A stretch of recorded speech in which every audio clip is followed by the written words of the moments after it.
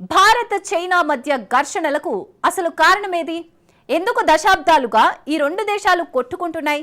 ఈ ప్రశ్నలకు సమాధానం సరిహద్దు వివాదాలు. అవును, సరిహద్దు వివాదాలే లేకుంటే భారత్ చైనా మధ్య అసలు సమస్య లేదు.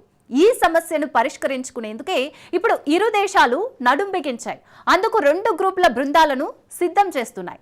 సరిహద్దులను కాపాడుకోవడం, శాంతి భద్రతలను రక్షించడమే ఈ గ్రూపుల పని. నిజానికి ట్రంప్ సుంకాలే ఇరు దేశాలను స్నేహం దిశగా నడిపించాయి.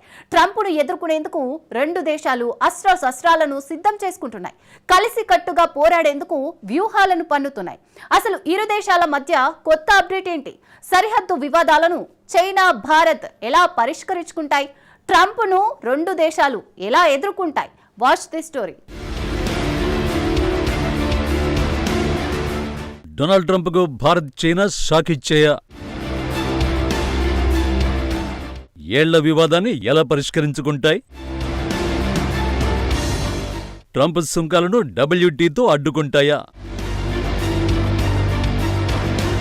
భారత దౌత్య కార్యకలాపాలు ఊపందుకున్నాయి. చైనా విదేశాంగ మంత్రి వాంగ్ యీకి ఆతిథ్యమిచ్చిన వెంటనే భారత విదేశీ వ్యవహారాల శాఖ మంత్రి జైశంకర్ మాస్కో పర్యటనకు వెళ్లారు. ఇక 3 ఏళ్ల తర్వాత చైనా మంత్రి తొలిసారి భారత్లో అడుగుపెట్టారు. వాంగ్ యీ పర్యటన సఫలమైనట్టు కనిపిస్తోంది. రెండు దేశాల మధ్య పరిస్థితుల్ని సాధారణీకరించే దిశగా చైనా, భారత్ భారీ ముందడుగు వేశాయి. ఇరు దేశాల సంబంధాలు కొత్త రూపును దిద్దుకుంటున్నాయి. చైనా, భారత్ సమష్టి కార్యక్రమాలను ప్రకటించాయి. ఈ పరిణామాలపై స్పష్టమైన రోడ్డు మ్యాప్ కనిపిస్తోంది. ముందుగా చైనా, భారత్ సరిహద్దులతో ప్రారంభిద్దాం. బార్డర్ అనేది ఇరు దేశాలకు అత్యంత సున్నితమైన అంశం. సరిహద్దును ఇండియా, చైనా నిర్వహించే విధానంపైనే రెండు దేశాల సంబంధాలు ఆధారపడి ఉన్నాయి. ఇరు దేశాలు కొత్తగా రెండు గ్రూపులను ఏర్పాటు చేసేందుకు అంగీకరించాయి. ముందు ఫస్ట్ గ్రూపు సరిహద్దును గుర్తించనుంది.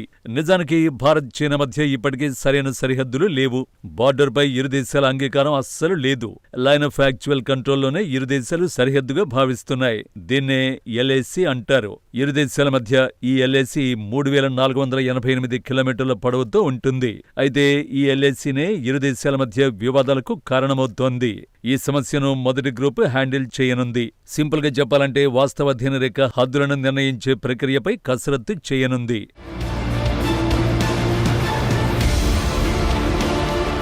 ఇక సెకండ్ గ్రూప్ టాస్క్ భిన్నమైనది. సరిహద్దు నిర్వహణ మెరుగుపరిచి శాంతి భద్రతల్ని కాపాడేలా చేయడమే ఈ గ్రూపు అస్సలు విధులు. ఈ రెండు గ్రూపులను ఏర్పాటు చేసి ఇండియా, చైనా ప్రపంచానికి కొత్త సందేశాన్ని పంపే.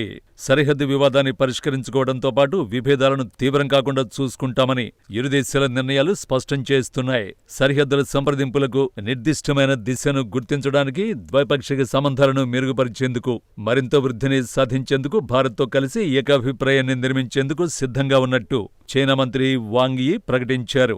ఇరు దేశాల సంబంధాల పునరుద్ధరణలో వాణిజ్యం, ప్రజలు, కనెక్టివిటీ వంటి మరిన్ని అంశాలు ఉన్నాయి. ఈ అంశాల్లో ఇరు దేశాల మధ్య తాజాగా కీలక పరిణామాలు చోటు చేసుకుంటున్నాయి.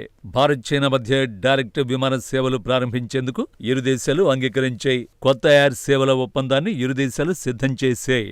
ఇరువైపులా వీసాలు సులభంగా లభించేలా మార్పులు తీసుకొస్తున్నాయి. ఒక దౌత్యవేత్తలకే కాదు, టూరిస్టులకు, వ్యాపారవేత్తలకు, విద్యార్థులకు ఇరు దేశాలు వీసాలతో స్వాగతం పలుకుతున్నాయి. ఇక యాత్రికులకు కూడా చైనా గుడ్ న్యూస్ చెప్పింది.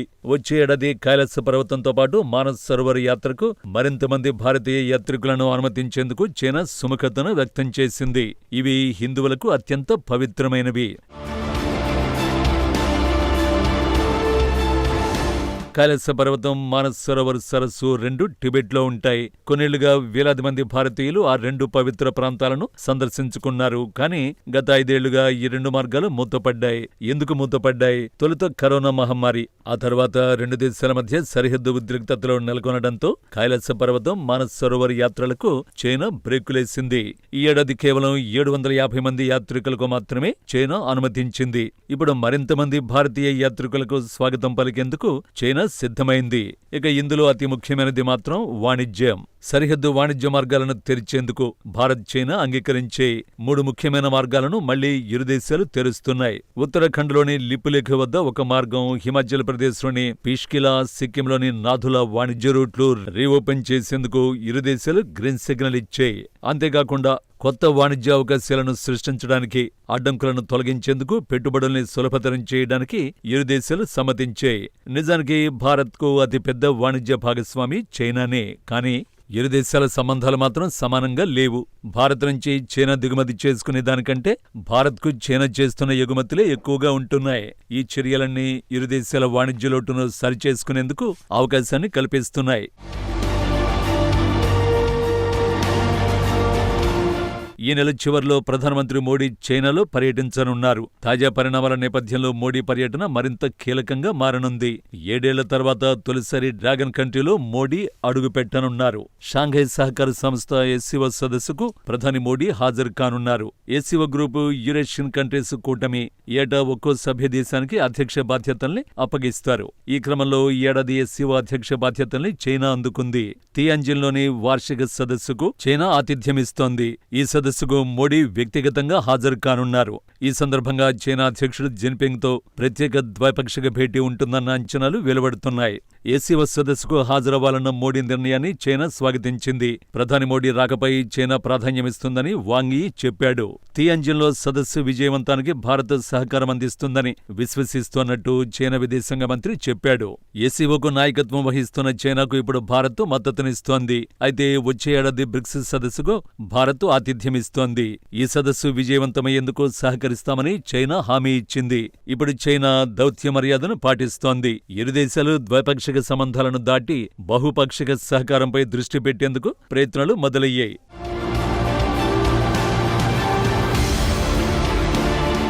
బహుపాక్షిక సహకారం ఇచ్చిపుచ్చుకునేందుకు మరొక ఉదాహరణ ఉంది. ఢిల్లీలో జరిగిన ఇరు దేశాల వాణిజ్య శాఖ మంత్రుల చర్చల్లో వరల్డ్ ట్రేడ్ ఆర్గనైజేషన్ WTOను రక్షించేందుకు ఇరు దేశాలు అంగీకరించాయి.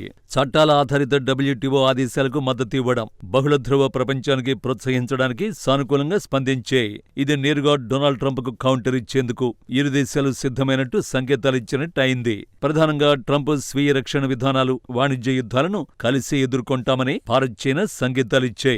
అభివృద్ధి చెందుతున్న దేశాలు తమ గొంతును బలంగా వినిపించాలని భారత్ చైనా కోరుకుంటున్నాయి. అందుకు ఉమ్మడి వేదికను ఎంచుకోవడానికి ఇరు దేశాలు నిర్ణయించాయి.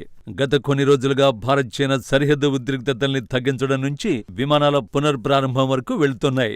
మరోవైపు వాణిజ్యం నుంచి బహుపాక్షిక సమన్వయం వరకు ఏకాభిప్రాయాన్ని సాధిస్తున్నాయి. ఇప్పుడు రెండు దేశాల్లో కొత్త ఊపు కనిపిస్తోంది. ప్రధానమంత్రి నరేంద్ర మోడీ చైనా పర్యటనతో ఇరు దేశాల మధ్య మరిన్ని కీలక ఒప్పందాలు కుదిరే అవకాశం ఉంది. ఇదిలా ఉంటే ఇరు దేశాల మధ్య అసలైన సమస్య సరిహద్దు. ఈసారి రెండు దేశాలు సరిహద్దు వివాదాలను శాశ్వతంగా పరిష్కారం దిశగా అడుగులు వేస్తున్నాయి. నిజానికి బార్డర్స్ వివాదాల పరిష్కారం అంత ఈజీ టాస్క్ కాదు. అరుణాచల్ ప్రదేశ్తో సహా పలు భారత భూభాగాలను తమవేనని చైనా వాదిస్తోంది. సరిహద్దులను గుర్తించేటప్పుడు ఇవే అసలు సమస్యలుగా మారనున్నాయి. ఇవి పరిష్కారమైతే అసలు చైనా భారత్ మధ్య యుద్ధమనే సమస్య ఉండదు. సరిహద్దు సమస్య పరిష్కారమైతే ఇక పాకిస్తాన్ పనిపట్టడం భారత్కు పెద్ద సమస్యేం కాదు.